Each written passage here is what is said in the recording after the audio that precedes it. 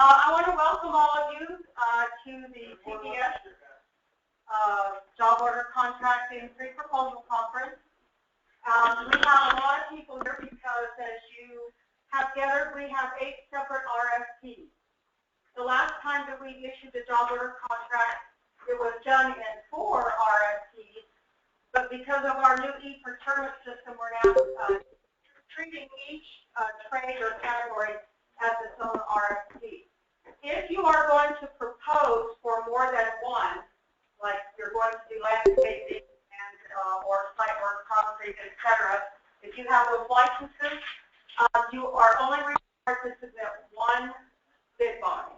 You don't have to submit a separate bid bond for each category that you might be responding to. So, what I would, I'm already working on an addendum. There's information that I've failed to put in the documents, and I'm sure after today, with all of the different trades, that you will have a lot of questions. I'm going to be moving the deadlines for written questions. It was a date set. Originally, we were going to try to fast track this procurement, but because of it's such a big procurement, we have so many different trades to deal with. I'll be moving that date out a little bit to give everybody more time. And what I would like for you to do is, if you have questions about the procurement process and the website, keep those separate from your questions about the scope of work and specifications. Okay? All right. How many of you in here currently have a CBS contract? Not very many of you. Okay. How many of you are new to CBS? Quite a few of you. Okay. How many of you that are new to CBS have registered on our eProcurement website? Right. No, that won't work. Obviously, you have to be registered with us in order to submit the proposal. You have to have access to a computer and a scanner to submit your proposal. So what we're going to do today is I'm going to start going through the documents on the website and give you some pointers and help on how to put your RFP together in a way that is very different than what you're normally used to, where you walk in with a proposal in a notebook. CBS operates off of the tab format, if you will. Our old format was tabs with information in each tab. And what we've done is we've transferred that information to eProcurement in the same format. It's in a tab format. So for those of you that are resubmitting, that you're familiar with the CBS process, what you'll need to do is to just set up tabs on your desktop to work from off of the procurement that you're working on. So I think that would be the easiest way to do that. And I'll show you that when we get towards the end. So for anybody in here that does need to have any questions about the registration, is that fairly clear to everyone? No, obviously commodity codes are key. So if you think there's something remotely in the commodity code listing that you might be able to do, by all means register for it, because when we do a solicitation and you've identified that commodity code, then you will be notified. If we do a solicitation and you aren't notified, it's because you didn't click on that particular commodity code. So you can't come back and say, well, you didn't tell me, and it's like, well, gosh, you forgot to tell us. You have to have your commodity code identified. The other important thing is that once you have registered, go back into the system and add other users, key people that need to be aware of what's going on here at CBS and the solicitation. Particularly as addendums are issued for the RFP, you want to make sure that the right people are in the loop, that they know that those are coming out, so that you can use that information while you're working on your solicitation. And just so another pointer, if you have registered the president of your company as one of the users or the main user, and they're not tuned into getting those kinds of emails recommend that you make sure that you have key people in the system to be notified. Okay? Any questions yet so far? All right. We have two gentlemen here today from the Gordia Group, Mike Shiplett and Dave Lardy. Speak with Dave. As we get into the documents, I'm going to go through them step by step as they're set up on the system. When we get down to talking about the price component, I'm sure that there's a lot of I'm going to be on them. RSME and Oregon. What is about an hour. And I have to use the laptop. They won't let me go to meeting. Sorry, it's for CES. This isn't a bid. It's a request for proposal. We have points allocated for your technical response and points allocated for your price response. The price is actually a factor, a series of factors that you will have to calculate based on your business and how your business operates. And Mike's going to go through that with you all and help you understand that. What else? Oh, one thing that I'm going to ask is that if you do, I just we're going it's RSME, and I would advise that you methodology because the CPS customers, our members, I don't have ours. taking into those are. I'm going to be on the CES call for like an hour. So just if I don't answer the phone, that's why, okay? If you aren't familiar with CES, if you're listening on the phone, please press *6 to mute your phones. You're cutting out the speaker. they can't hear me. They can. Somebody was over talking. Oh, okay. They got it under control.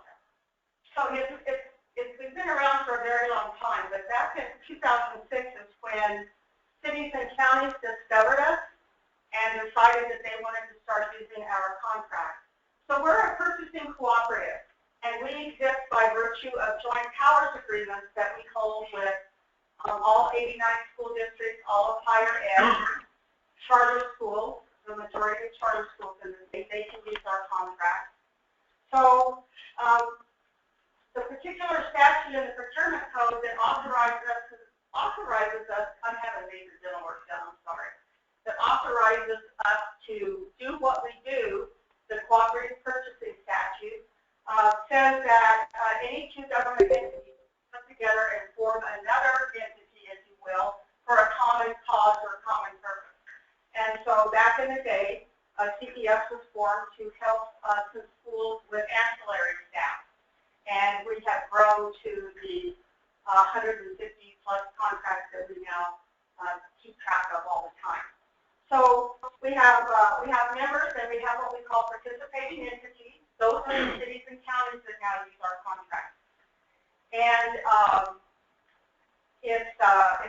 you probably already know there's a lot of name recognition out there with it. You go in and talk to somebody and the first thing they'll ask you is, well, do you have a CPS contract? And there's a lot of reasons that they're asking that question. Number one, we've already gone through the procurement process for them. We've gone through the RFP. We've awarded the contract. We've vetted their experience, all of that. And they know that we have good contractors. And the other reason is that they then don't have to do the procurement themselves. If it's under $60,000, they don't have to go get 3 quotes. If it's over $60,000, they don't have to find time and may not even have the expertise to do a solicitation, develop the scope of work. So it fills a lot of gaps, and that's why they like to do this. The other thing is that we're local. We're a cooperative state of New Mexico. We do have a relationship with a cooperative, REC 16 in Amarillo, Texas.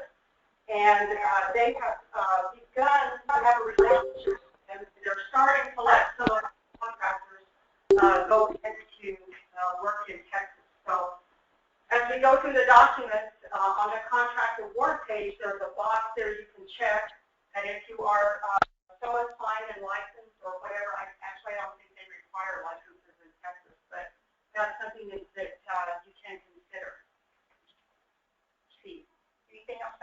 all about CES. We do everything by the book, follow the procurement code. I have 27 years experience with procurement in New Mexico, and I've seen it all. I've seen a lot of stuff.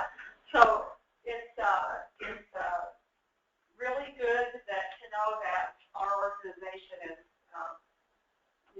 we work really hard. We only assess a 1% administrative fee for use of our contract. That has remained at 1% since our inception. And we have a group of people that are very dedicated to making sure that the contracts are run well. So if you have a project, any issues whatsoever, we apply for the wage rates. CES applies for more wage rates with Workforce Solutions than any other agency in the state. We do a lot of construction using our CES contract. Does anybody have any questions about who we are? Great. Good to see some familiar faces here. So what I'm going to do then is to log on to the system, and I think we'll just pick one solicitation. They're all the same except for the scope of work. So, I stole your mouse. I have the wrong glasses here today. So it's a booger to get old to just start falling apart.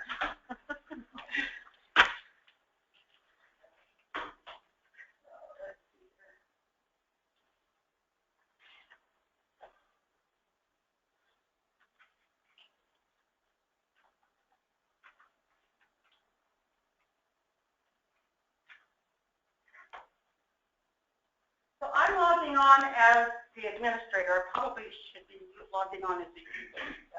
You can log in as me if you want. Or do you have access? Do you want to log in for me yet? We'll do it that way. That's probably easier. Yeah. I'm technically challenged.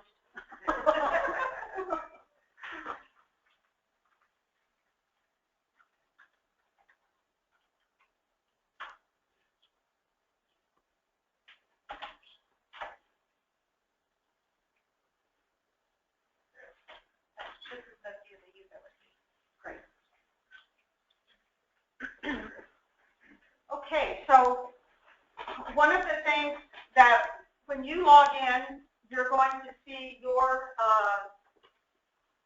invitations based on your commodity codes, okay? So we're going to we'll just look at the general contractor. The first thing, as most of you, I'm sure, have realized here, this was really an important notice that this solicitation was going out, and it may have been confusing that it's like, oh, well, I don't have a CES contract, I won't pay attention to this. But I really didn't have any other way to let our current contract holders know that their contract will be expiring in January. So the job order contracting here at CES, we are on a 2-year cycle. So every 2 years, we'll be reissuing another job order contract. So the 2013 contract will be expiring in 2017. The contracts that are awarded for 2015 won't expire until 2019. If you get a contract in 2015, you have two options. In 2017, you could let your contract ride until 2019. Or in 2017, you could reapply or resubmit and get another contract that goes out 4 years.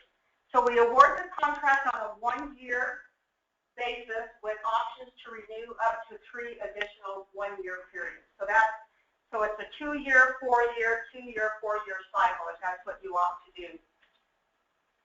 And that's what I was trying to do here. So we have tabs across the top that have important information. The first one, the activities. I've got the pre-proposal conference in here. I've put in the date for submission of your written questions. I also included the tentative, preliminary award, and final award.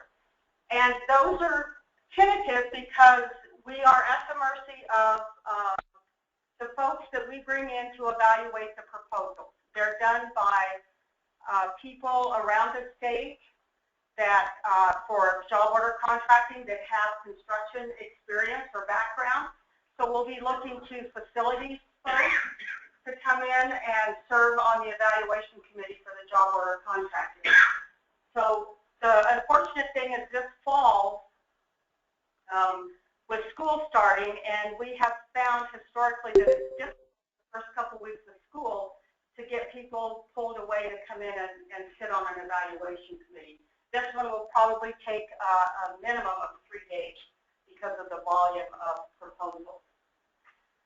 The tentative and final award, there's a 15-day gap there, and the reason for that, number one, is it affords you, if you didn't make the tentative or the preliminary list, to discuss or to even file a protest if you feel you've been aggrieved. It also affords CES time to negotiate with those that are on the preliminary award list, particularly if you have exceptions to the terms and conditions. We will work through those with you.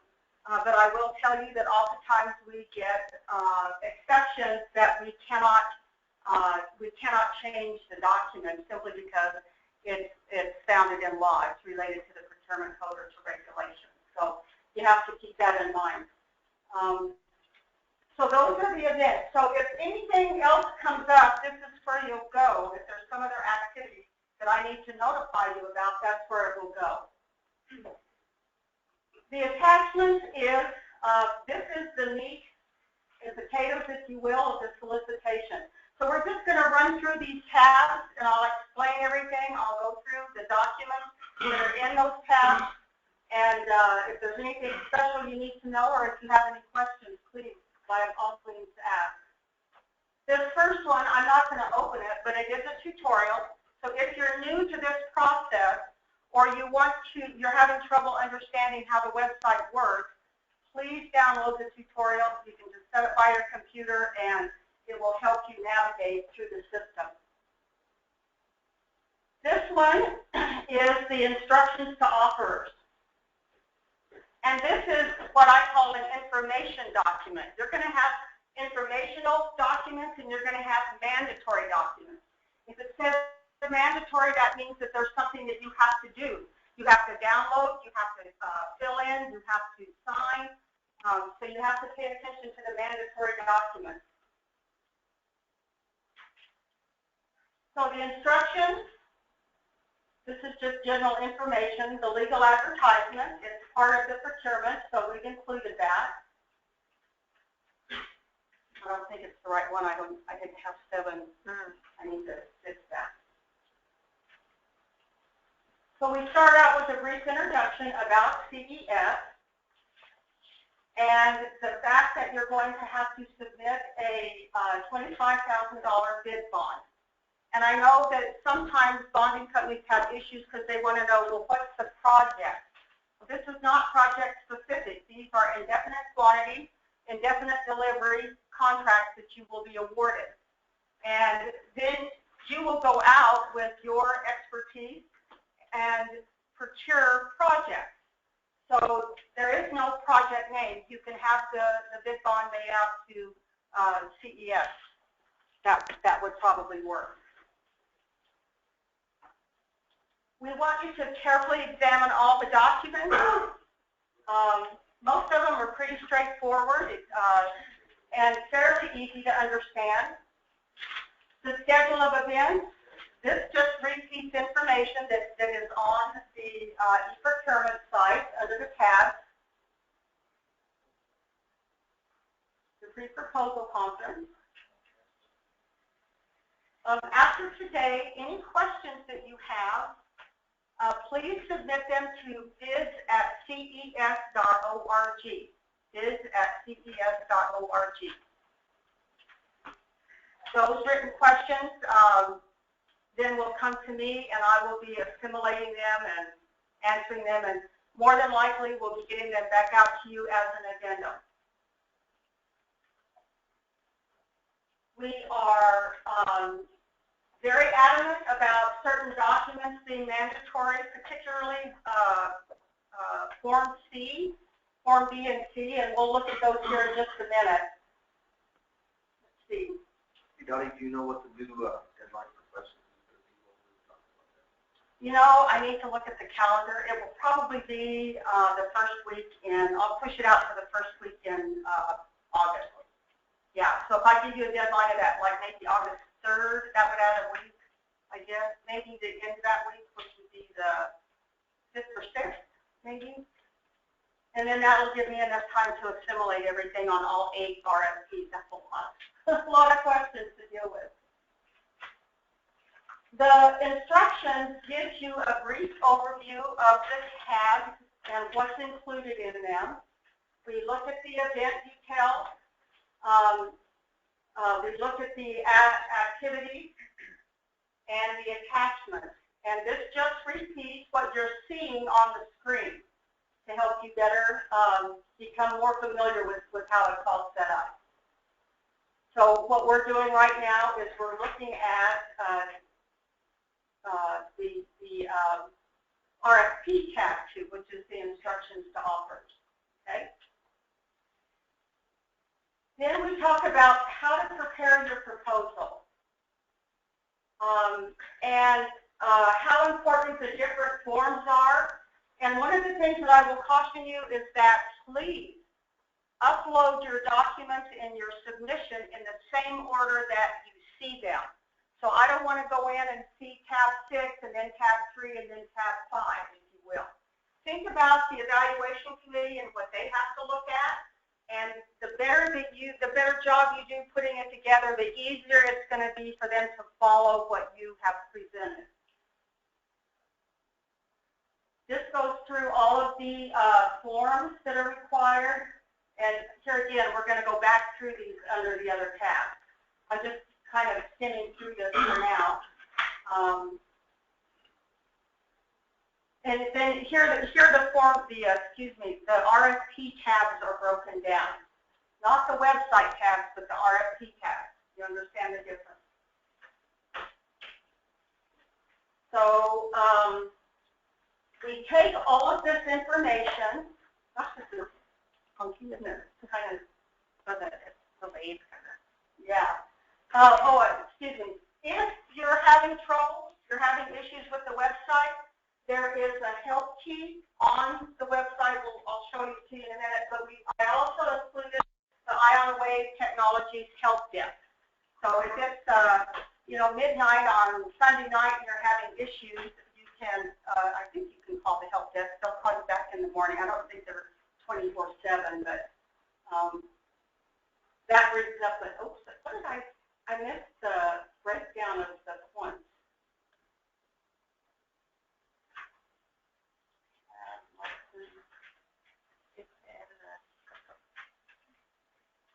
Where did I put them?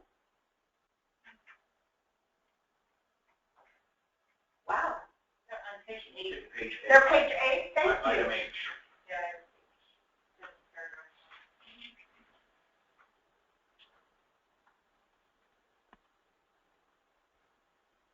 Right there.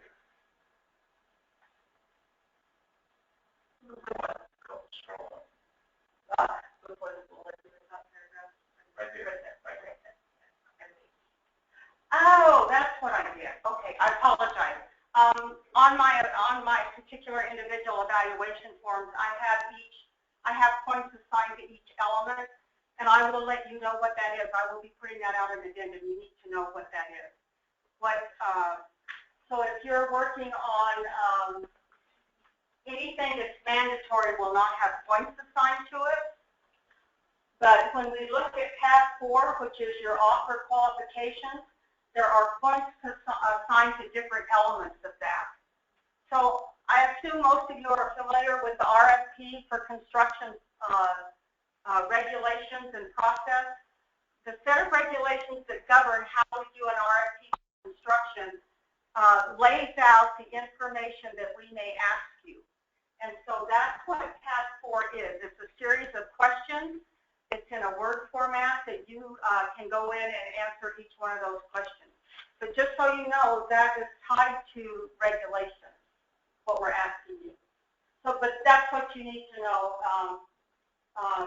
Yeah, there's information you need to provide us, and there are points out of that 600. That 600 is broken down into different elements, and you need to know what those are so that you can address your proposal to those numbers. Okay? So that's the general overview. The costs, here again, when we get to that point, Mike Shiplett is going to explain the price sheets to us. Okay. How do I go back? The tab, that's that one. Okay. Tab 3 here is the scope of work and specifications. I'm not going to open that because they're different for each RFP. Tab 1, this is mandatory. Did I do it right? No, do it again. Okay. And then hit the open one. Oh, On the top there. this one is the other list. Go up. Okay, that one. This one? Yep. Okay. Now, okay. I can't see it. Okay.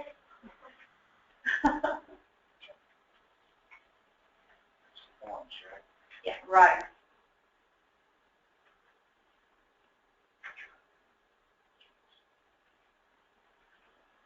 So this first form offers declaration form. We want you to tell us what regions you want to work in. If you want to work in all 8 regions, you'll check all 8 boxes. And this is a fillable form, so you can copy this over to your work folder, if you will, and you can fill those in. You're going to take the forms in tab 1 off the website, and you're going to put them over here in the work folder, tab 1, so you can work on those documents. If you only want to work in 1 region, or 3 regions, or 5 regions, that has nothing to do with your points, if you will. You won't be scored up or higher or lower if you decide you only want to work in 1 region. We just want to know where you're going to be working so that we can include that information in our blue book, so that when, you know, if I'm a school district and I'm looking for a contractor in my region, I'll see your name there. That's the purpose for doing that. Okay? Now to go back. X out of it. Huh? You can just X out of it. Okay. And then You should, yeah, I have mine all in a PDF in my other folder. This form is, whoops.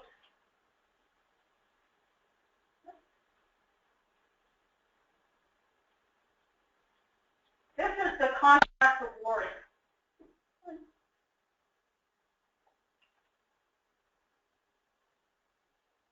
there you go. There we go. This is the contract award page. So if you're awarded a contract, this is the document that ties your proposal to the RFP terms and conditions and all the required documents. A lot of times people want to know, well, where's the contract? Well, all of the documents combined form the contract.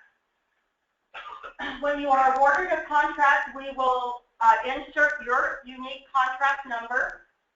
And this was the box I was telling about, talking about if you want to work in Texas. And when you are awarded the contract, then we sign and date this, and we put our seal on it, and we send you the contract award letter. The last document in this tab, well, actually there's 2 more, but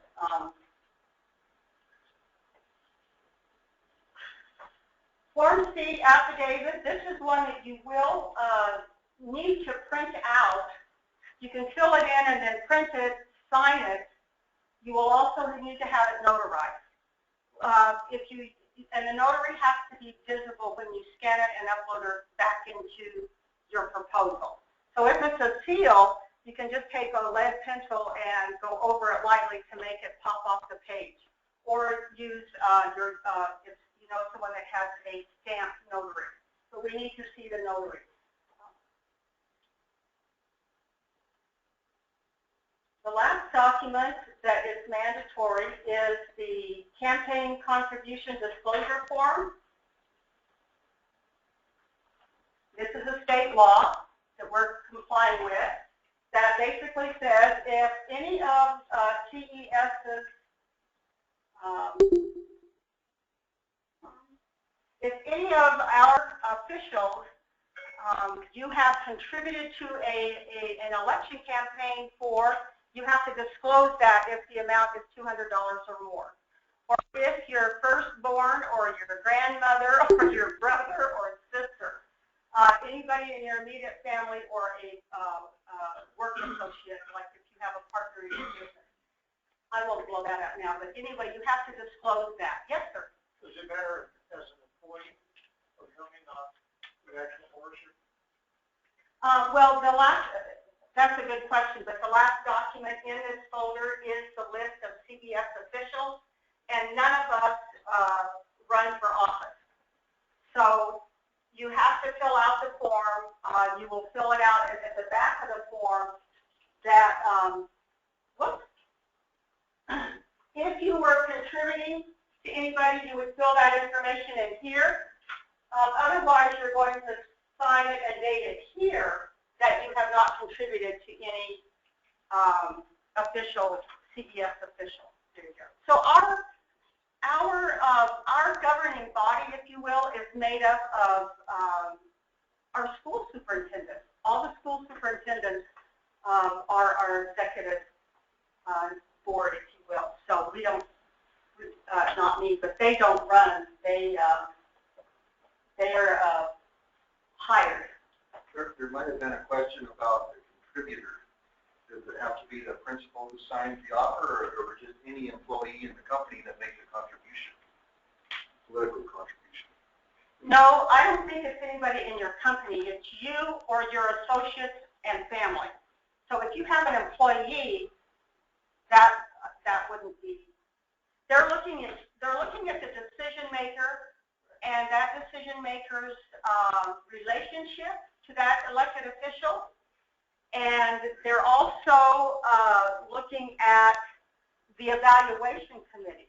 So one of the things that most evaluators do is they'll sign a non-disclosure and that they don't have a relationship with anybody that's submitting. There's different elements to that. So that's what they're looking for. And you don't have to do it for bids. You only do it for RFPs and if you're getting 3 quotes. And the reason is that person that's doing that solicitation or that procurement, there could be undue influence by the elected official or by somebody on the committee. And so that's the reason for the document. It's the owner, partner of the company, the corporation, the business, and their world of relationships, but not your employee. So, and the interesting thing about it, golly, this has been around for probably, I don't know how many years, and I've never seen any campaign disclosure police, if you will. I've often thought it would be interesting if somebody wanted to see that in somebody else's proposal, if they had information that needed to be disclosed that wasn't done properly, if you will. So it's a real interesting, another form that the state has, something that they have us do that, you know, it looks good on the surface, but what does it really prove? This next tab, tab 2, the executive summary.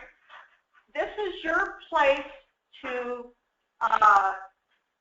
shine, if you will, in a very succinct way. Because I'm sitting on the evaluation committee, all of the mandatory forms I've already gone through and made sure everything is there. So when the evaluation committee starts looking at your proposal, this is the first thing they're going to see. They're going to see this one-page summary about your business, about you. We also use this information when we make the award, depending on where we are in the cycle, to get your information in the Blue Book immediately. We'll take this and we'll summarize it, if you will, as a description in your Blue Book. If we have time to say, hey, do you want to rewrite this, or do you want to send us your description, we'll let you do that, or you can change it. But we publish the Blue Book. We actually publish a hardbound copy about every quarter. And so if you're awarded a contract, let's say the end of May, it may not have gotten in the Blue Book published in June, but it will be uploaded into the website. The Blue Book is on our website. It's the catalog of contracts, and we keep that up to date monthly. Yeah. Rebecca's the keeper of the Blue Book information. No. No? Did I close my web? Yeah. Okay, let me help you. Sorry. So the next tab is the terms and conditions. And that's the one that will put you to sleep if you are having trouble going to sleep. It's several pages long, and I need to let you know that we're in the process of rewriting our terms and conditions because what you're seeing in the RFP is actually definitions, instructions to offers, and real terms and conditions, and they're all listed alphabetically. So, you know, it's hard to tell sometimes one from the other. So we're in the process of cleaning that up, so the next cycle, it should be a lot more easy to digest, if you will. We have general terms and conditions, and we have federal terms and conditions. So how many of you new folks in here have a in-state preference certificate issued by Tax and Rev? Okay. If you don't have an in-state certificate, you can go to Taxation and Revenue's website and download the application for a certificate. So New Mexico is a preference state, and that means that if you are competing with a contractor from out of state and you hold a Tax and Rev preference certificate, you will be afforded, if it's a bid, 5% of your bid will be added to your bid. And if it's an RFP, 5% of the total points will be added to your proposal in competing with out-of-state firms. That's the advantage of having a preference certificate. We also have a veteran preference certificate, and veterans have a higher threshold, if you will, based on the volume of work for the previous year. And that would be 7%, 8%, all the way up to 10%. So if you are applying for a veteran certificate, it will obviously take a little bit more time because you have your military papers that you have to gather and add to the mix to get that certificate. In tab 4, that's one of the things that we ask you for is to, whatever your certificate is, to scan it and upload it into your response. If the certificate is in process, unfortunately, it has to actually be in hand at submission of the, I can't go back and, 2 weeks later you say, oh, I got my certificate. I can't go back then and add those points to your, those points to your solicitation. So there is a downside to having a preference certificate if you are competing across state lines. Our surrounding states have reciprocity because their contractors don't have that edge coming into our state. Our contractors get added they add 5% to their bid, which has the opposite effect of what it does in our state. So unfortunately, it's we're one of maybe 2 or 3 states in the U.S. that still has preference. Do you want to talk about the federally funded project? Yeah, I was going to get to that. So in tab 3, we'll go ahead and open this up. Why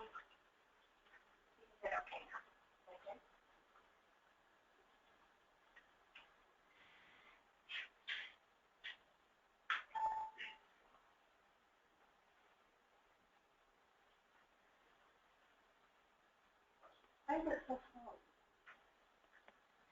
Is that right? Okay, I'm not going to open each one of these, and you guys back there probably can't see it, but I'm going to run through it. You've got general terms and conditions, the construction terms and conditions, the and federal or supplementary terms and conditions. And where are my federal? Aha, there's another. Would you write that down for me? I don't think they're there. So we also have federal terms and conditions. So if you are out there working with, like, say, Eddy County, they've got a whole bunch of money appropriated to Homeland Security. And the federal government doesn't recognize preference.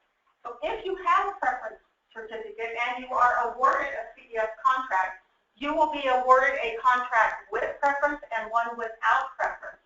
If you check the box that you will do federal work. So, are they there? Okay. So each set of terms and conditions has a form tied to it. If you don't want to do federal work, that's fine. You just check the box that no, you don't want to do that. That's perfectly fine. Here again, it won't have any effect on your actual award.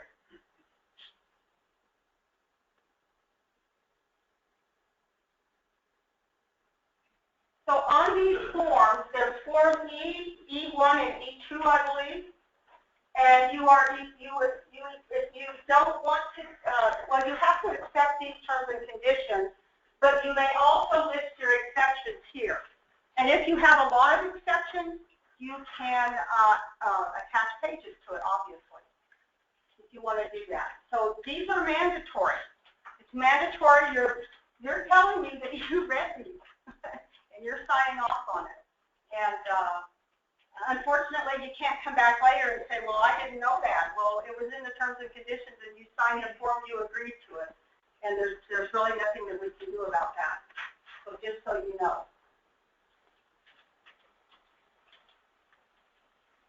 So here again, yeah, each one of these has a form that you have to sign. Either you accept or you don't.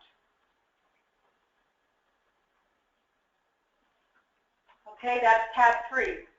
And here again, remember I told you, so if it's mandatory, it should say over here. In this case, it actually doesn't, but this one's mandatory. Yeah, I do have I don't say it up front, but it does mean it's mandatory. This is the big boy here. This is your qualification.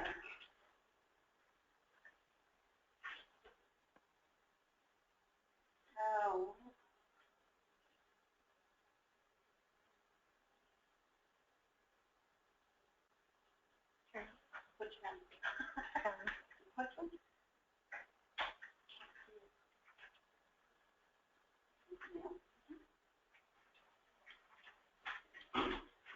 This document is in Word format, so you can come in here and fill it in as you work through it.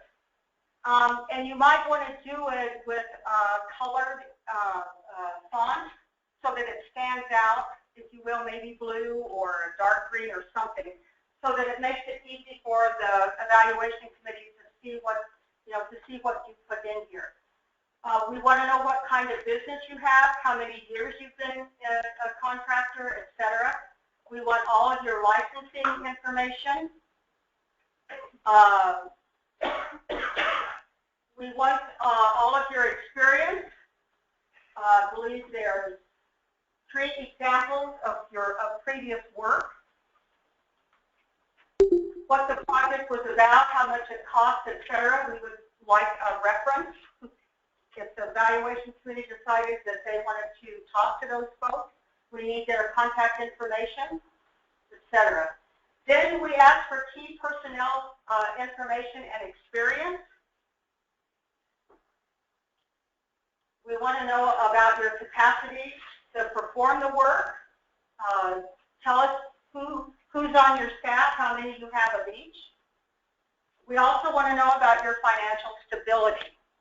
And this is one thing that deviates from the standard process of scanning and uploading into the eProcurement system, your final response.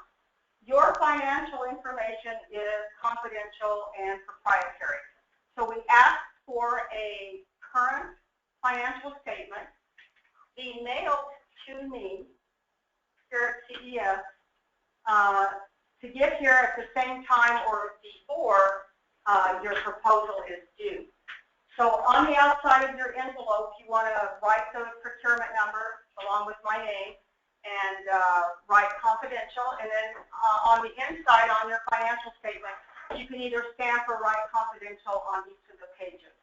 After the award, and we do review those financial statements, by the way, what we're looking for is your solvency, if you will.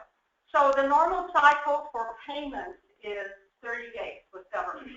But with CES, because of the added step of our business process, we have a 45-day cycle for payment. Generally, that doesn't happen, but if it does, you need to know that, and we need to know that you could weather a storm if there was something amiss with processing payments and invoices. So we do want your financial information separately. Do not scan it and upload it into your eProcurement documents. We want information about your surety, your bonding capacity. We want information about your safety plan and program.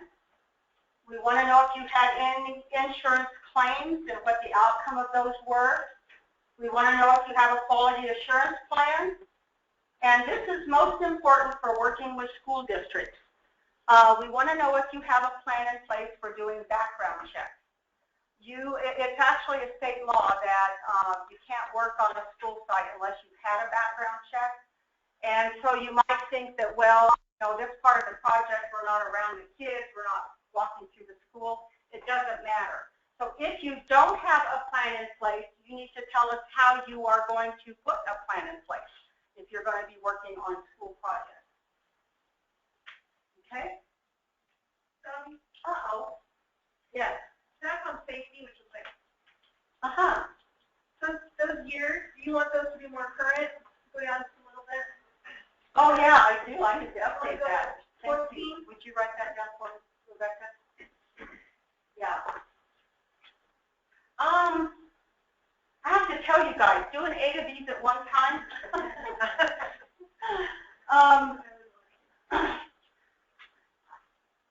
There's another piece of information here that I think is missing, and I'm going to ask the question, and you tell me if you read it, and I'll know I might have got it in the right place somewhere else.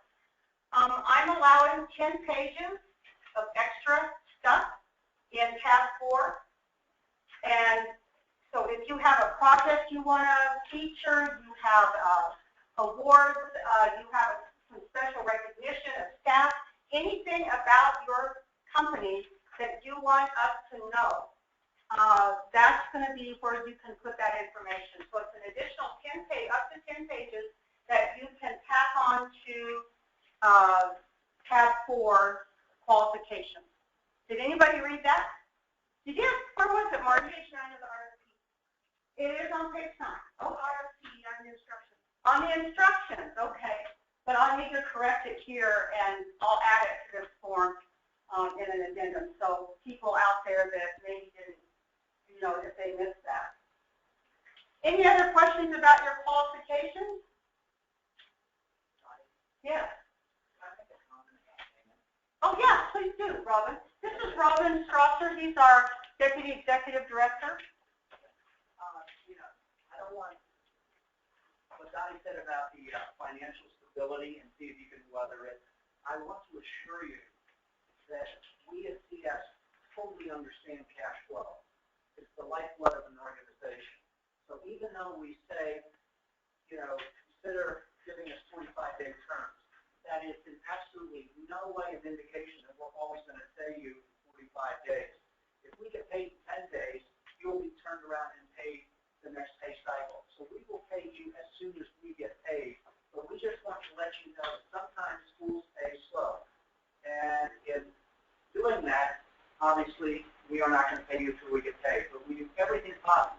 days within the 30 days.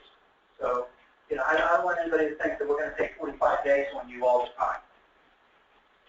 Okay, thanks, Dottie. Thank you.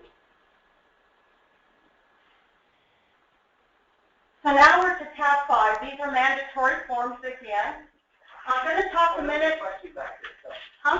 Oh, I'm sorry. I was just going to ask, on the veteran preference and the resident contractor preference, they're required both in tab 3 and tab 4? Was that the intent? No, that should be a correction. I moved my preferences to tab 4. I want all your licenses, certificates. I want all of that in tab 4. Tab 3 is really the general terms and conditions. So thank you. What RFP was that? The general contractor. It is in the general contractor? Okay, thank you. My addendum's getting longer. Form F. This is a interesting form. A lot of people read it and they think, well, golly, I'm already going to have give CES a discount. Now they want me to give more. That's not what this form is about. So after you've gone through all of the hard work and you're awarded a CES contract, one of the things that we take pride in is that CES does have good contracts and we generally do have the best price. The reason is we're asking you that if you were asked to give a bid on a project outside of CES, let's say that somebody wanted to do a project and they decided they didn't want to go through CES. We would just ask that your price or your quote would be at least 2% higher than what it would have been had they gone through CES. If you can't commit to that, then there's probably no point in you having a CES contract because basically you're competing with yourself. And so that's what Form F is about. Down at the bottom of the form, it has places where you can click a box to say that, you know, that your prices would be this much higher if you were bidding outside of CES. Or it can be something else. Sometimes we see this if folks have a GSA contract, you know, they really can't do anything different with their price structure. So that's what Form F is for. It's a mandatory form. You do need to fill it out and include it when you upload everything back into tab 5. This is an important form because we want to know how you want business conducted. Where do checks get mailed? If there's issues with payments, who do we call? This is all information about you that we need to know. If you have a return policy, obviously this would be for commodities, not construction. So that would just be NA or not applicable. The next form is, I can't read it, I have to wait till it opens. I really do have good glasses, I just don't know where they are today. Oh yeah, it's the W-9. We want you to fill out a W-9. And with this, let me talk a minute about how important this is. Because if you move or any of your information changes, we want you to tell us. So if a check gets mailed to the wrong place and you didn't send us an updated W-9, gosh, we feel really bad about that. And that ties back to your registration with us through the eProcurement system. Anytime anything changes, it's up to you to let us know. Keep that information up to date and current in your registration with us. And this one is, if you have any maintenance programs that this might be tied to maybe roofing, I'm not sure, possibly. This form, okay, this is the veteran preference form. So going back real quick to talk about the veteran preference, what we're asking you to do, if you have a veteran preference, is to declare to us or tell us, you know, sign your name in blood, that you are telling the truth about which amount of preference that you get. The reason that we do this is because your financial information at Tax and Rev is confidential.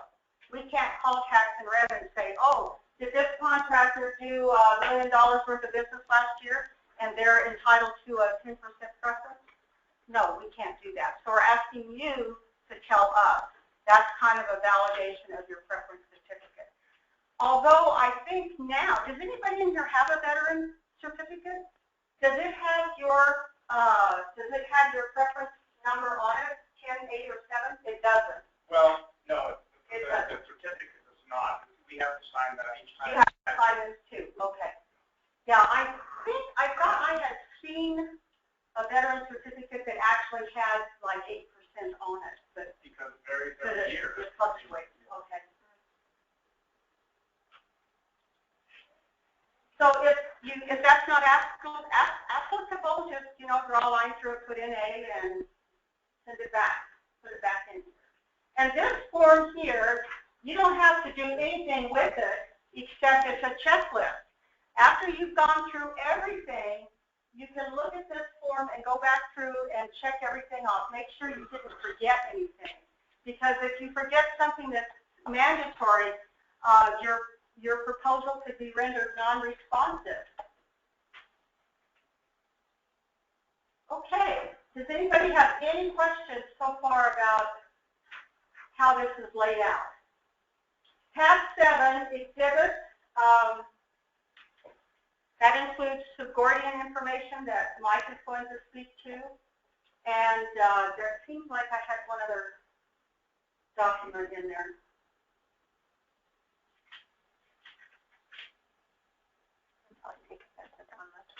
Oh, no, then we're not going to do that. We won't. No. So how would I just leave it? Okay. It'll pop up when it's done. Okay. So with that, I'm going to turn this over to Mike. Thank you, Donnie. Because tab 6 has the cost sheet in it. If you want me to open it, I will. Yeah, it'd be great. Okay. Would you put this on? We're recording this. Okay. Got it. Okay. Oh, it did open, didn't it? Excuse me 1 second. Okay.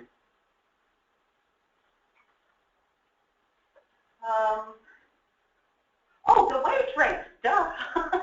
The wage rates are in tab 7. The federal wage rates and the state wage rates are in there. And then we have the Gordian information. So I'm going to minimize this so you can reopen it.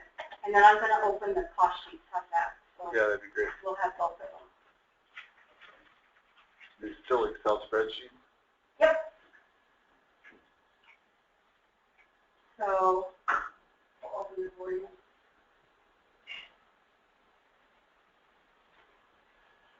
Did I get it right? Down just a little. There you go.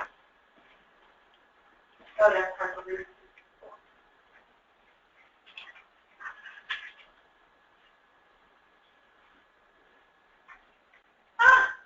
Nope, that doesn't work. It's too easy to read.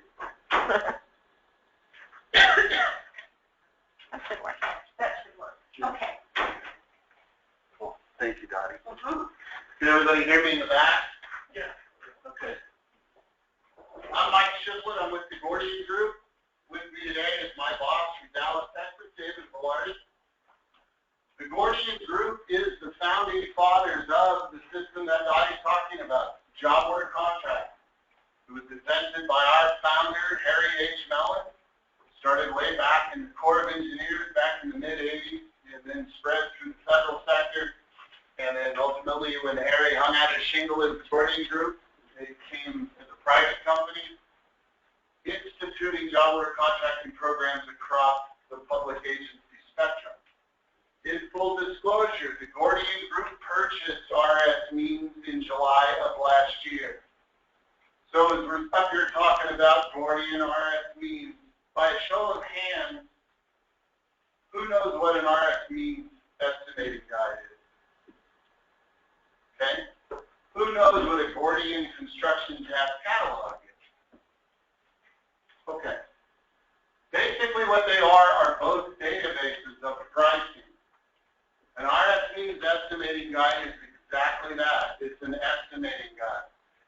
price book about yay thick, okay? Has about 40,000 line items in it, which if you're awarded this contract, what you're promising to CES you will do is you will price that scope of work with that price book, okay? The database. Gordian Construction Tax Catalog is also a pricing database, but it is customized for the client. In this particular interest, CES and its members, its 89 members. That price book is about yay thick. It contains about 180,000 items, and the unit prices are customized in that price book based on New Mexico's economy. So one of the price books is national price averaging. The other is customized for the state of New Mexico. Here, okay? That's a very important distinction because one of the things you will do as part of your price is you will calculate an adjustment factor. Your adjustment factor is what are you going to apply to the unit prices within that book, okay? That adjusts your price, making it for your company. Does that make sense? Anybody have a question regarding that? Yeah. What about scale or federal and state wages? We'll go over that here. That will be in your adjustment factor. One of the things in construction that gets very irritating for owners with contractors and puts sometimes owners and contractors on adversarial footing is your general condition items that it takes for you to run work. That means your project management, your superintendents, the pickup trucks they drive, the gas and oil that they use, the cell phones on their hips. Everything that it takes you to actually get to that site, manage that site, it's called the general condition, right? You usually base it when you bid the job on how long are they telling you the job's going to take. 4 months, 5 months, 6 months.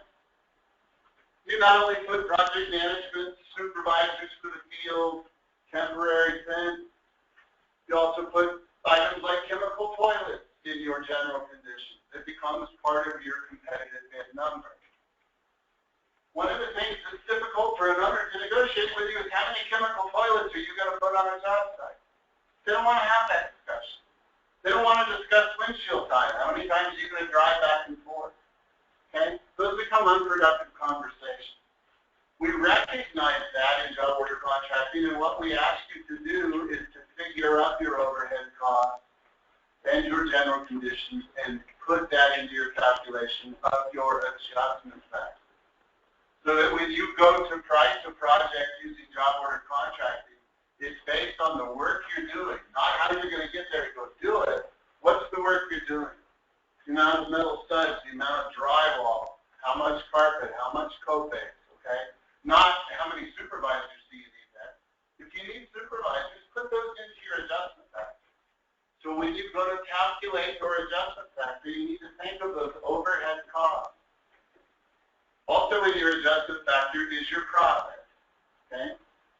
What kind of appetite you have for profit? Your insurance needs to be within there. And then all the general conditions that it takes to run the job.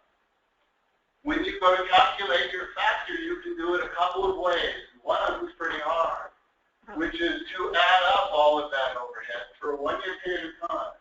This is a 1-year base and 3 1-year options, correct? So you figure out how much overhead am I going to allocate to my job order contract.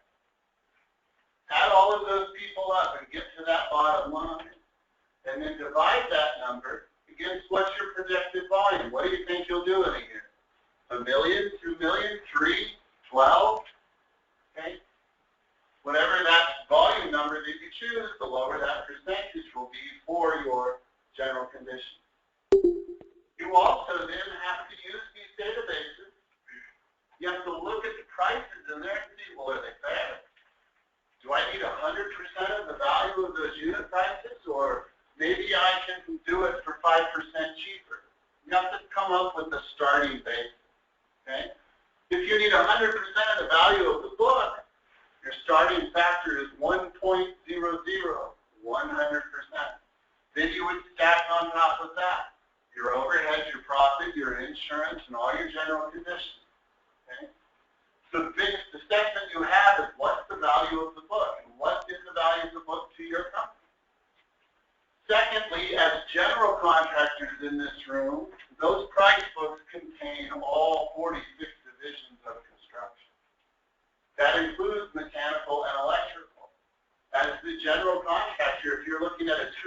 renovation, you will have all the architectural disciplines, but you will also have all the mechanical and all the electrical. You will have to have the ability to get into that price book and find the line items for the ductwork, the DAV boxes, the diffusers, the insulation, the conduit, the wire, the disconnect switches, all of the fire and smoke alarms. You have to break all of that stuff down. As you read this RFP, you will notice that in it tells you the protocol of how to submit a proper response on a project-by-project basis. It tells you in there that you will submit to the CES member a fully detailed price proposal. Why do you think that you have to submit a detailed price proposal to the owner instead of culminating in one sum bid? Anybody know? An audit trail. An audit trail, right. Also, so that your client can sit down with that proposal and go over it with you line item by line item by line item, okay?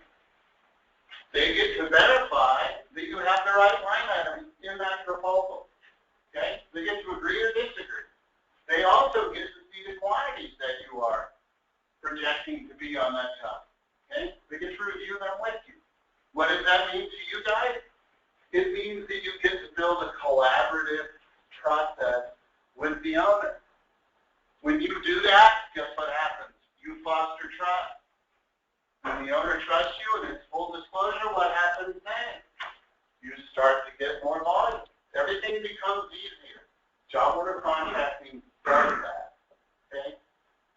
So to get you on your path to making that easier, you're going to do the technical proposal as Dottie described. You also need to now develop your adjustment factor. So I talked to you about the hard way to do it, right? Figure up all that overhead. Think about your overhead, your profit, your insurance, your GCs. Figure that out. Not terribly hard.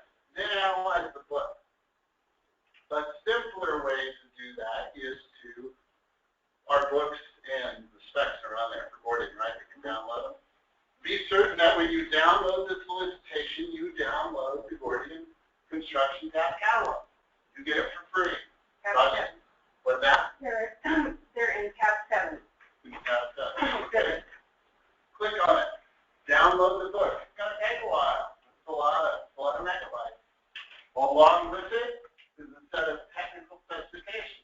So any item that you want to look up in the price book, you can look up the spec. Okay? So for Gordian, you can all download that. Once you download it, go back to your office, take 4 or 5 projects that you've done over the past year, ones that you won, ones that you did well, and had a handsome return on. Now I want you to reprice it using the price book. Okay? So if you were previously paid $50,000, you competitively bid it, you got the work done, you're happy with the results, now price it out of the catalog. If you price it out of the catalog, and the catalog now gives you $45,000, well, you're $5,000 short of what you were paid before. So your factor needs to account for that. So maybe you need a 1.05 to get back to $50,000. Does that make sense? Okay. If you priced it and it was $50,000 and the catalog value gives you 62, well, then it tells you that your factor may need to go the other way. May need to go below 1, 0.95, 0.98. Only you can decide. But the best way to figure that adjustment factor is to actually use that price book. Okay? Employ it. Reprice 5 or 6 projects. It'll make you the most comfortable. It did for me. I came from the contracting environment. We've had to do this before. Now, you're going to have a spreadsheet for both Gordian and RS needs. Here's an example of the Gordian side. You'll see that the spreadsheet at the bottom is tabbed for the different regions that you would like to work in. Okay? Bear in mind that these regions are shown on the map. They could be quite a ways from your office. So that should influence the adjustment factor that you create. You will create, on the Gordian side, adjustment factor for normal working hours, state-funded projects, below $60,000. That will be one adjustment factor. You'll have one for other than normal working hours, less than $60,000. okay? That should be a totally different factor. Then you'll have one for federally funded projects, one for normal and other, and then you'll also have state funded over $60,000. Okay, does that make sense? All right, so you'll go through that process here. The Gordian Group's price book will not be changing over the 4-year life of the contract. But there is a clause in the contract that will adjust your factor in the option. So if you start out at a 1.15 by your option year, depending on the rate of inflation specific to construction, it could be a 1.18 or a 1.20. That's how CES is able to, the contract is able to pass relief of inflation on to you, okay? So it's done by your factor change. On the RS mean side of the house, your factor will remain the same for the life of the contract, but the price book changes every 90 days. RS means updates every quarter. Okay, so there's a difference there, and that should account for your adjustment factors. So when you go through the two different spreadsheets, take that into account. All right? There is also going to be times where you're pricing a project, you price 98% of it out of the book, and the final 2% you can't find it in the book. Because the new technology has come out and the owner wants something specific that's not in that price book. And it's possible. It doesn't happen very often. If so, that is called a non-pre-priced item. There's rules in the solicitation as to how you will create that. And basically, you'll create an item with a unit cost. And we're going to also ask you to bid. At the bottom of the page, there will be what's called a non-pre-priced adjustment factor. So that will be the adjustment factor you will apply to every non-pre-priced item. Bear in mind that those also need to include your overhead, your profit, your insurance, and all that stuff. Okay? So those are a couple of ways to calculate your adjustment factors. Does anybody have any questions about that? Can you repeat what you said on the RS needs that the book rates are updated quarterly and the contractor rate does not get updated annually? That's right, on RS meetings, right? For 4 years, no update in the rate? When you read these solicitations and you read the lot for the RS means base, CES tells you specifically the titles, right? Mm-hmm. You've included Yes. that? I included the current price books, unit price books for RS names that you should be looking at, starting with. Not only looking at, but once you're awarded this project, you must use one of those 3 titles to price the project. You may want to have a discussion with the owner which one of those titles is the most appropriate. Okay? That can be a discussion, but you have to, for it to pass the audit trail, you have to use one of those 3 books. Also in your detailed RS means proposal, you need to tell CES and the owner which book you took it out of. You'll read the instructions a little further, and it also tells you that you must apply a location code or a city cost index. You'll have to make some adjustments to the RS means-based proposal. On the Gordian side, you don't need to. All of that stuff is fixed on the Gordian side. Okay? So be certain that when you download the solicitation, pay attention to which of the 3 RS means titles they reference. Yes, sir. In the RS means, you're going to be bidding their cost for each of the line items for, say, electrical and mechanical. Will your adjustment factor include overhead and profit for the subcontract? Dottie, is it the bid column or is it the column including overhead and profit on RS means? Which column are they to use in the means book? Oh, I don't know. Have to. Huh? O&P. O&P, okay. Okay, so your adjustment factor would not include their overhead and profit. No. No, and let's just talk about subcontractors for a minute. You're going to have to break that work down. I highly suggest, and I can't urge this enough, share these databases with your subcontractors. Get their influence on it. Have them look at their conditions. And before you fill out this bid form, get their input. What kind of adjustment factor will you need for mechanical and for electrical? And then once you get a project, if you're not very fluent in it, you might want to build a team of subcontractors that can actually give you the line item number out of the mechanical section, the install quantity, and the demo quantity. Because either way, you as the general contractor have to develop all of that information. And trust me, you do not want to be leaving PID valves out of your proposal. You don't want to leave the DAV boxes or the duct installation. And you may do that if you're not fluent in those trades. As a general contractor, we were able to do that quite successfully. We built a team of us as the general contractor, a mechanical and electrical. It allowed us to service our clients better. It also puts the risk back on the subcontractor. They better be accurate in their end of the scope of work, and they better price it correctly, because you're going to hold them to it. So I would highly suggest you share the data with your subs and get their input. Okay? Any other questions?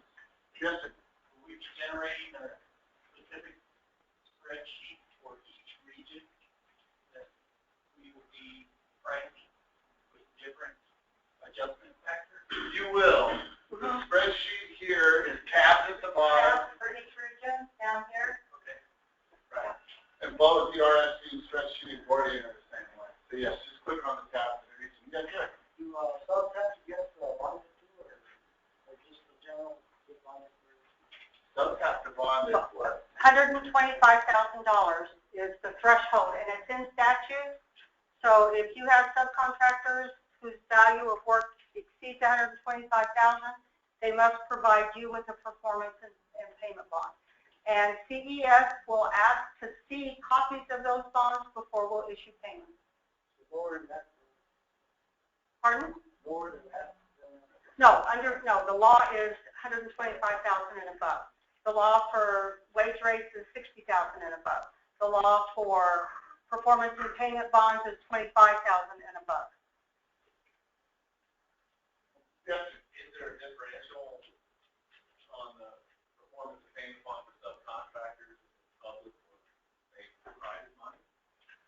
I don't know. That's actually between you and the sub.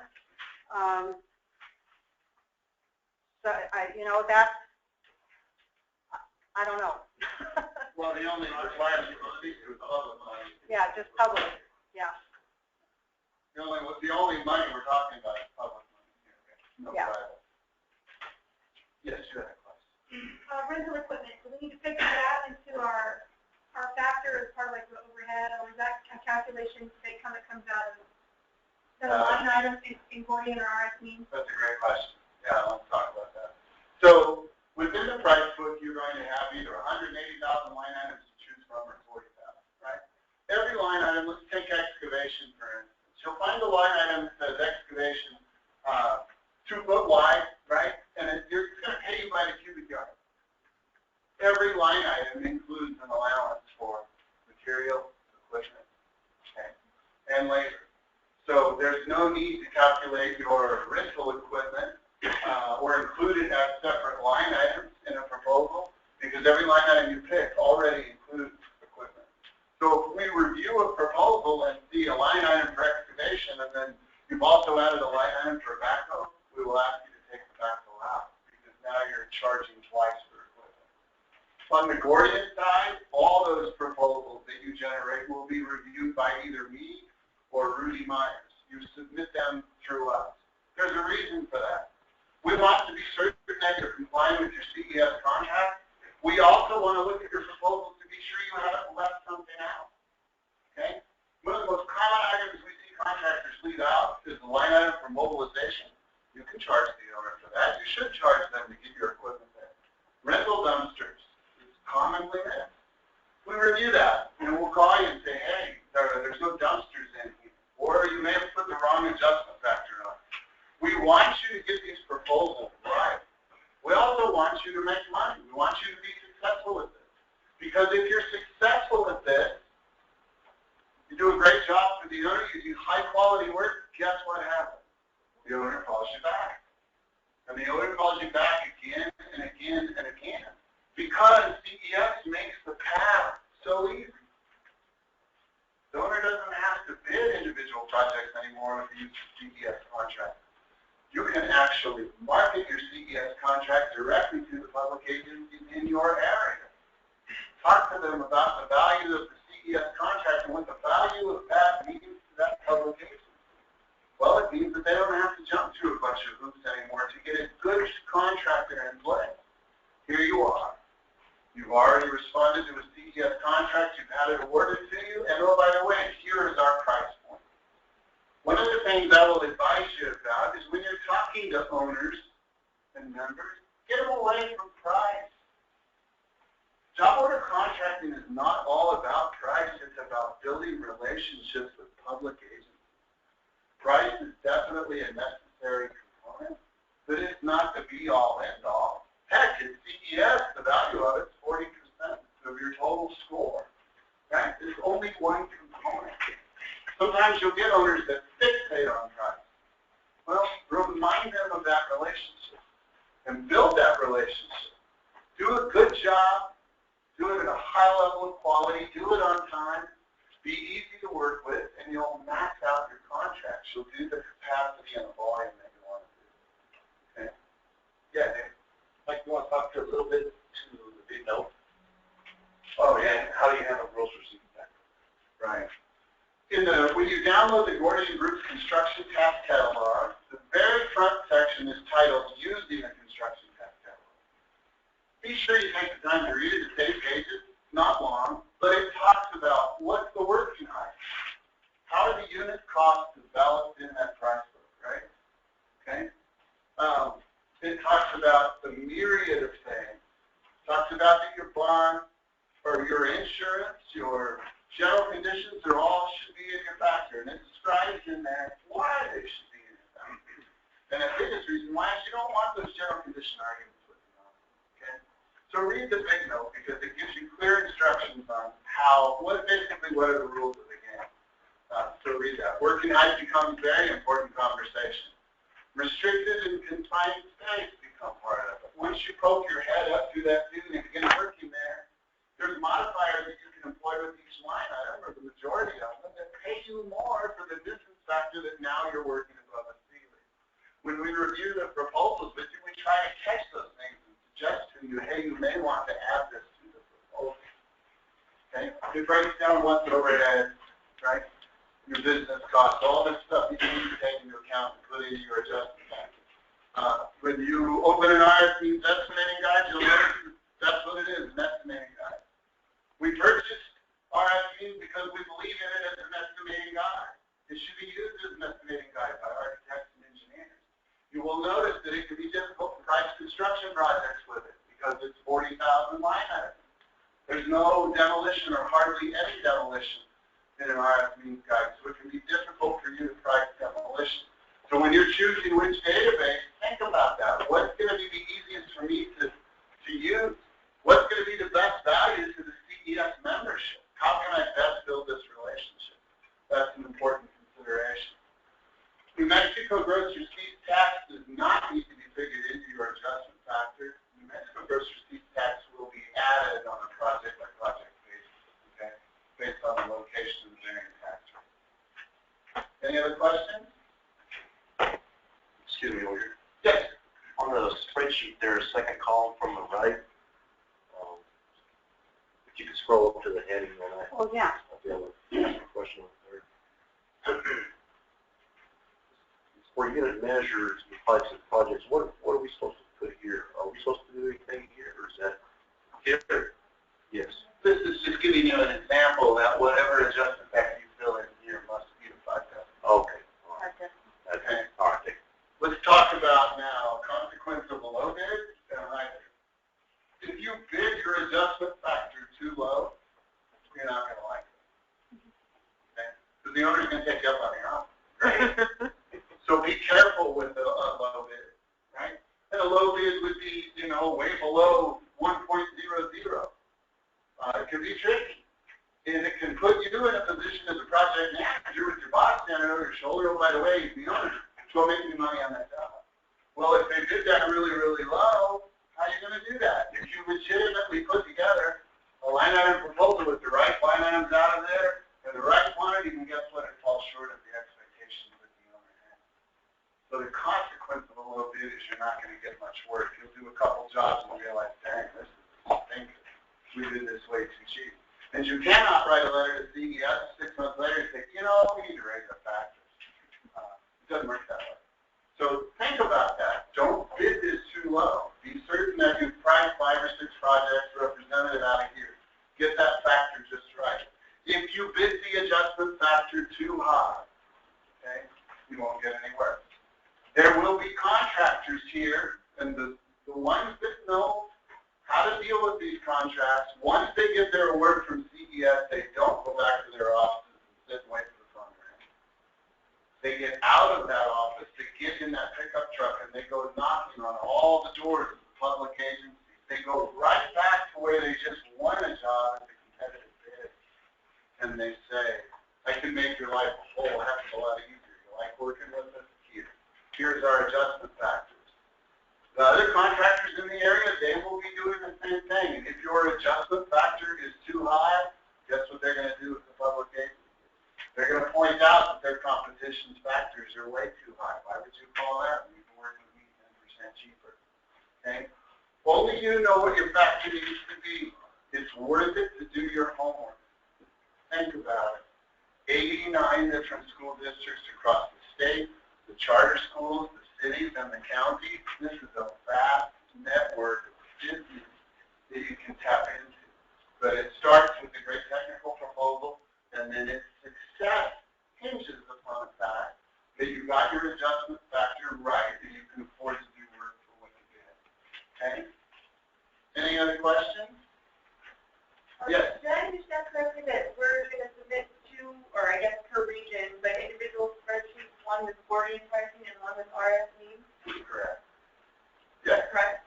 Right. You can choose one or the other or do both.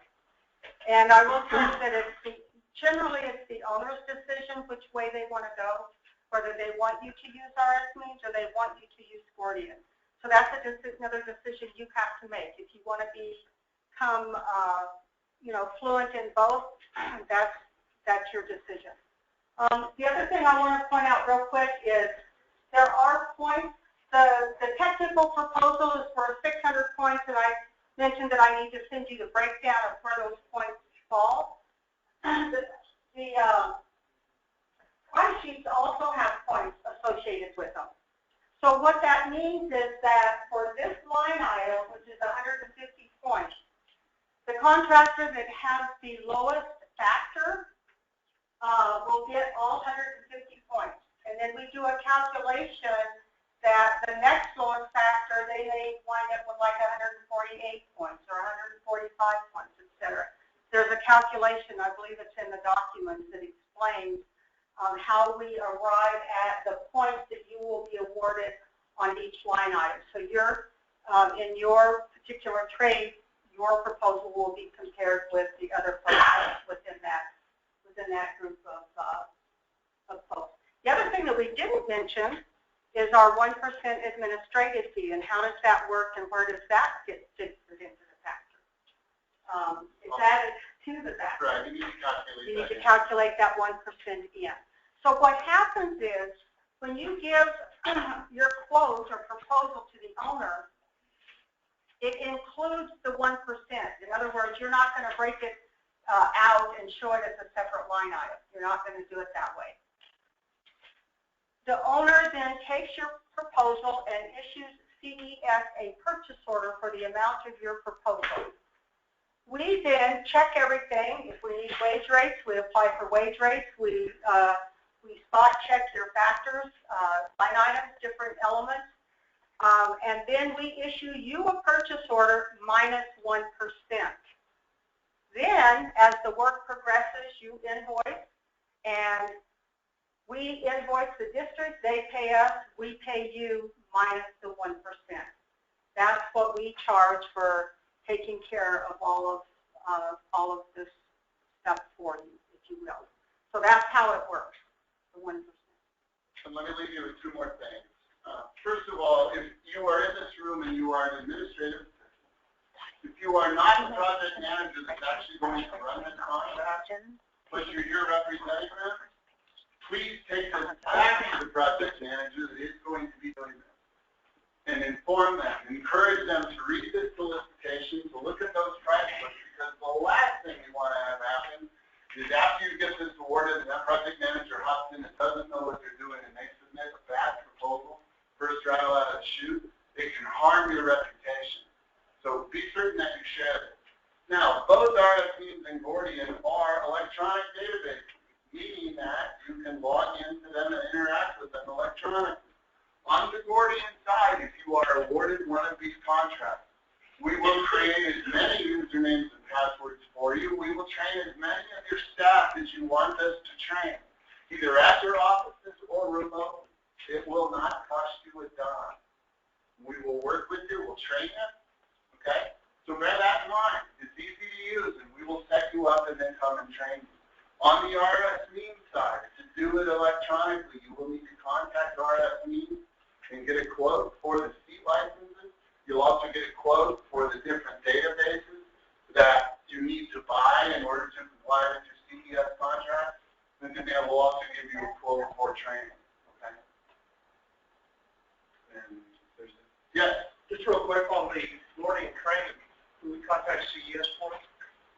After the awards are made, all of the Gordian vendors, we will contact them, say, congratulations, would you like to schedule training? We'll train you. So Gordian Group will reach out to you if you're awarded a Gordian contract. Good deal. Just one last follow-up. I was told we have the City of Hobbs contract, and we basically build a spreadsheet out like this for the 2-foot ditch, 2-foot deep, 2-foot wide rock or sand. I was told that we can attach that to the proposal so that we have the third option. Is that correct? So we might be able to bid off of an existing city-county contract? No, you can't do that. There are the paving and roofing. We have come to learn that they're, particularly for RSMeans, it doesn't work that well. So we are going to allow line item pricing as an option. So you can do that under the alternative pricing and the other RFPs, but paving and roofing will be the only ones that we're going to allow an actual spreadsheet for line items that are not found anyplace else. And that must be where it came from, the more paving contractors. So oh, okay, that's exactly right. That's right, and that's going to be coming out in an addendum on your proposal. I'm working on that spreadsheet. Yeah, didn't have time to get it out last week ago, so. Well, what do you think? Sounds good, huh? Again, we're here to answer questions. You're welcome to call me or Rebecca. You know, please, it might seem hard at first, but honestly, once you get through it the first time, I'm sure those of you in the room that have gone through this process,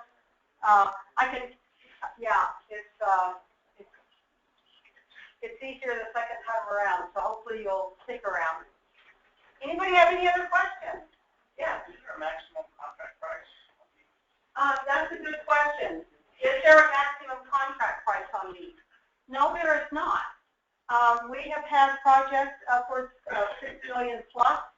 I can't remember how much the unit project was. 4.5.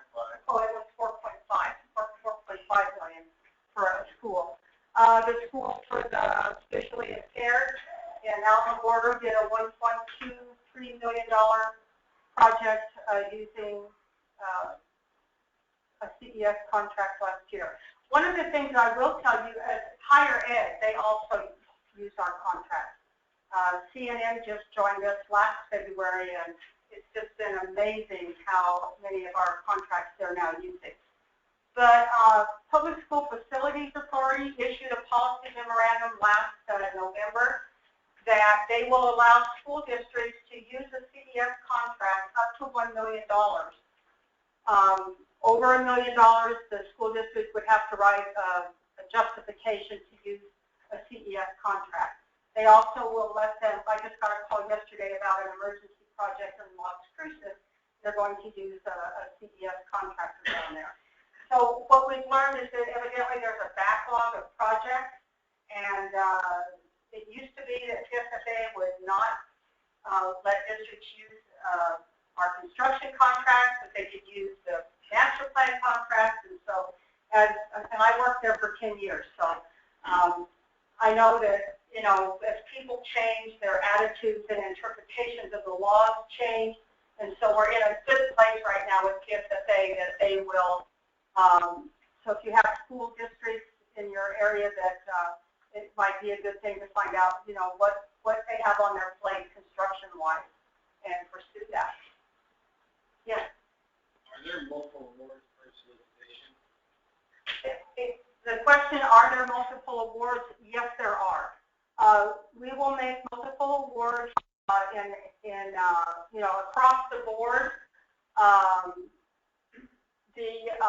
One of the things that we try to do, and the reason that it has been opened up so much, is because we are asked by the school districts, local government. You know, they want to work with their local people that they know.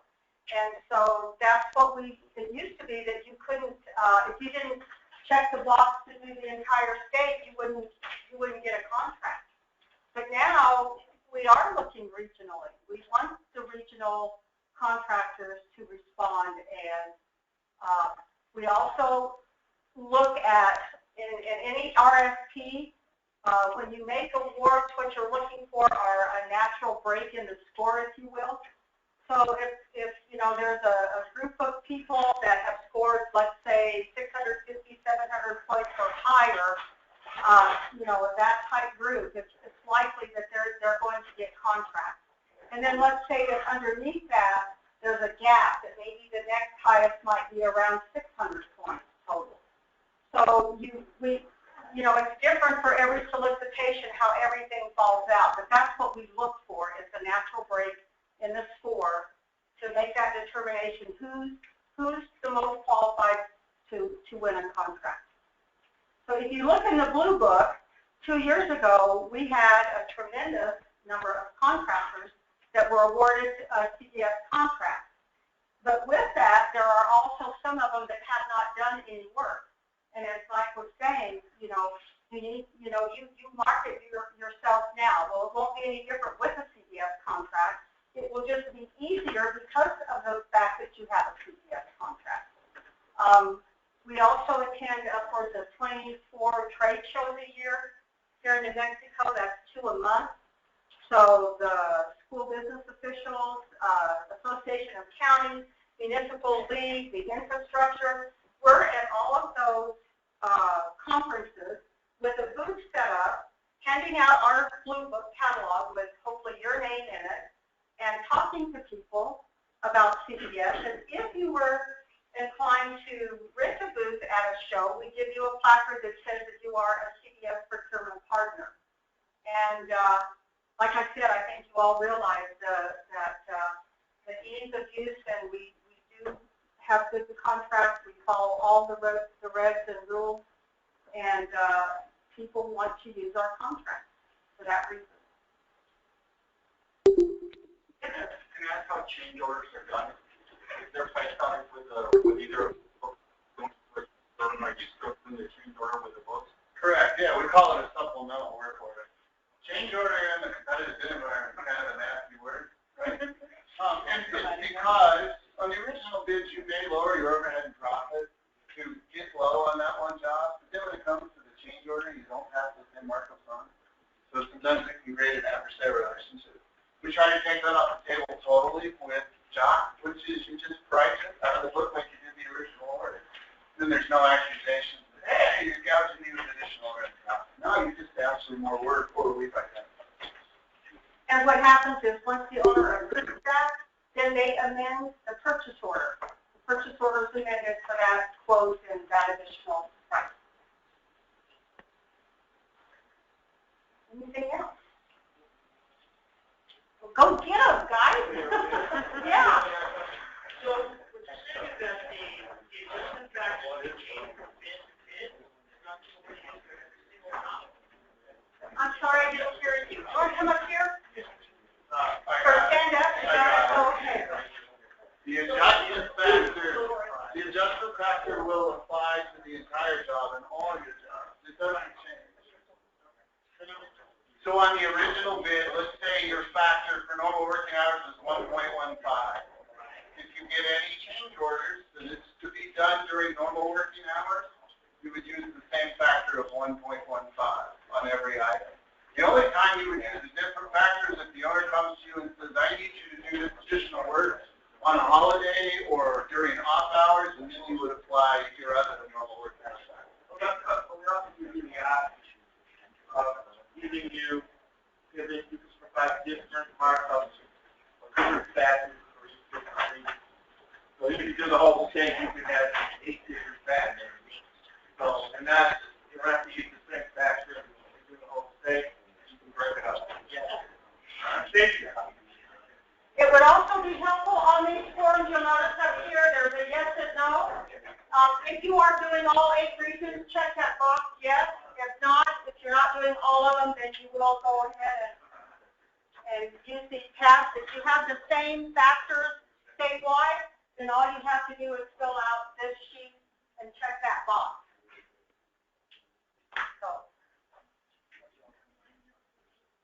So watch your emails.